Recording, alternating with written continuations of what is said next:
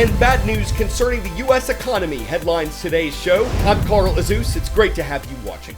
According to the latest jobs report from the U.S. government, which gives a snapshot of how things looked in March, more than 430,000 new positions were added nationwide last month. Economists had predicted growth of 490,000 jobs. It fell short of that, but the numbers are still considered a sign of strong growth. Another measurement economists pay close attention to is the unemployment rate. This is an estimate of the percentage of American workers who don't have a job, and that number for March was 3.6%. The lowest it's been since the 1960s is 3.5%, and that happened in February of 2020, just before the effects of the COVID pandemic hit America. So what's the bad news here? Inflation is a major problem.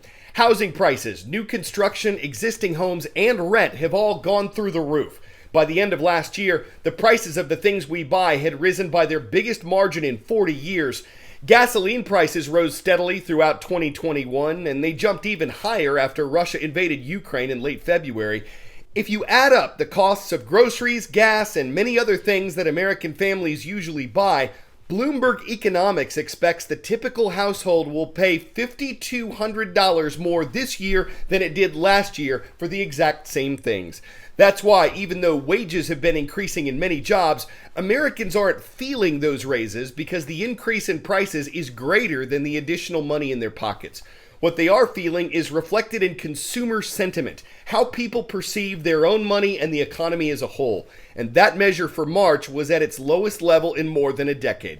So what are the upsides to the U.S. government's latest employment numbers?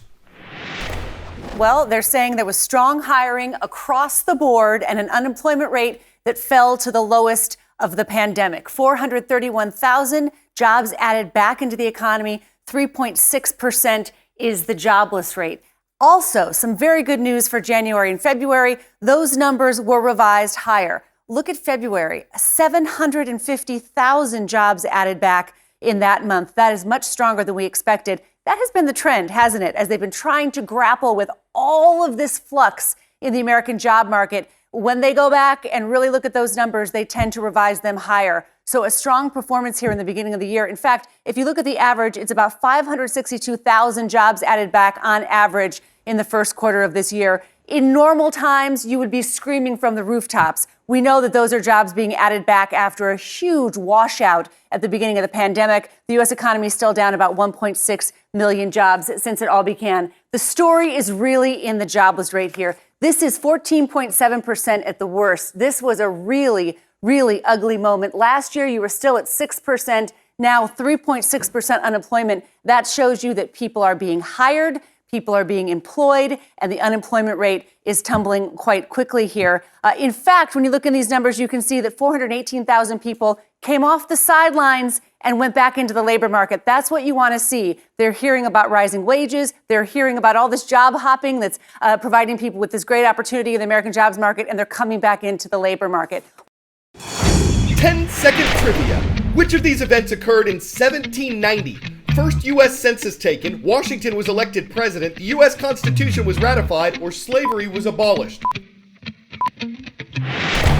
1790 was the year of the first U.S. census. It found that just under 4 million people lived in America. 1950 was the last time a census of most U.S. households was taken by people going door to door.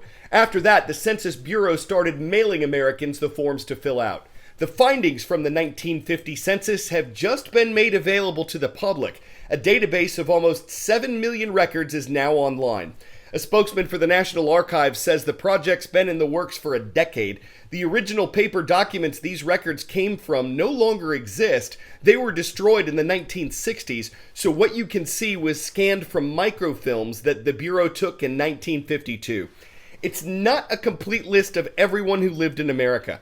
After the census was taken, the Bureau estimated that the count missed more than 4% of the population. But for most people whose ancestors lived here in 1950, it's an interesting genealogical snapshot of their family's history. Next story recalls one of the great lines of literature, "The old man was dreaming about the lions." Across the Atlantic and across the African continent, old men aren't the only ones who are dreaming of big cats. Conservationists are working to balance tribal safety, livelihood, and traditions with the preservation of a powerful creature. Lions are considered to be a vulnerable species whose numbers are reportedly decreasing in the wild. Sunrise on the edge of Ruaha National Park. Here in central Tanzania, livestock is life.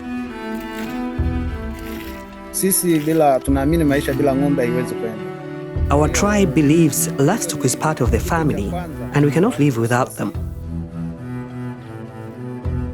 Another day, another deadly threat for livestock and people. Stefano Asicheka is part of the Barabig, a little-known tribe with a long history with lions.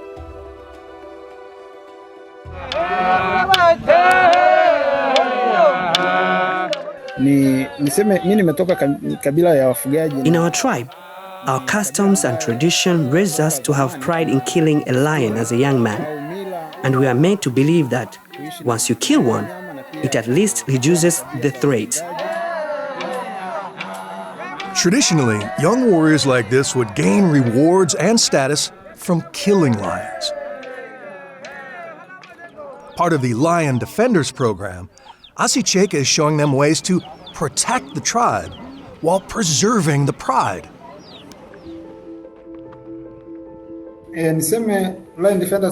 Lion defenders work in the village areas, and their task is to survey the borders early in the morning for lion tracks and to inform herders of the safety grazing areas.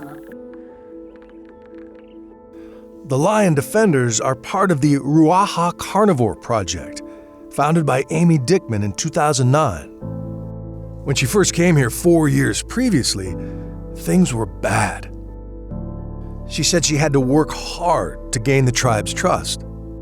We said, we are just here to find out why you're killing these lions, and if there's a way you could achieve whatever you achieve through it, through conservation rather than killing. And eventually, persistence paid off. They really opened up to us, and since then it's really been a transformative relationship in working with them for conservation. But we certainly know that the lion killings have decreased by over 70% in the core area that we're working in. The project offers financial incentives to protect lions by funding community services like education, doctors, and vets. We'd love to collaborate with you guys. It really can be a way of uplifting people and making sure that wildlife is a way to get people out of poverty as well.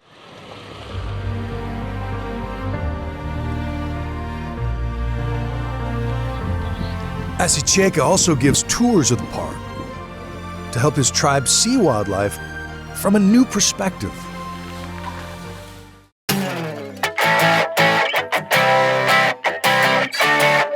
The streets of Long Island, New York are probably not the best place for a baby seal to wander. But, well, residents called police when they saw this little guy making his way through a parking lot. Officers believe he swam up the Peconic River, climbed out, and somehow got lost, winding up in a traffic circle. This is a federally protected species. He's cute, but you can't take him home as a pet. Police were able to pick him up, though, and take him to a rehabilitation center. The seal's in good shape and will soon be returned to the beach. We mustn't wall rush to judgment. We don't know how long he was there for or if he was blubbering about being lost. The ocean is filled with killer whales, and so if he's trying to go on land to get away, our lips are sealed. We just hope he waits until the walk signal flippers on so he can safely use the pinned pedestrian crossing. All right. Today's show takes us to the Park High School. It's located in Cottage Grove, Minnesota, and I'm Carl Azus for CNN.